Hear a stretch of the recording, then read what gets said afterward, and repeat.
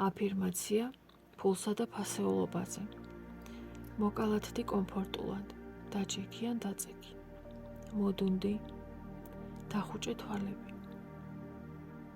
დამეთანხმე გონებით და უსმინე ჩემს ხმას. მევქმნი ფასეულობას და ვიღებ არაჩვეულებრივ ანაზღაურებას.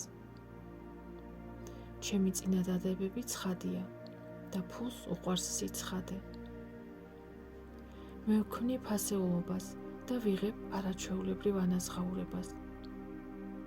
ჩემი წინადადებები ცხადია და ფულს უყვარს სიცხადე.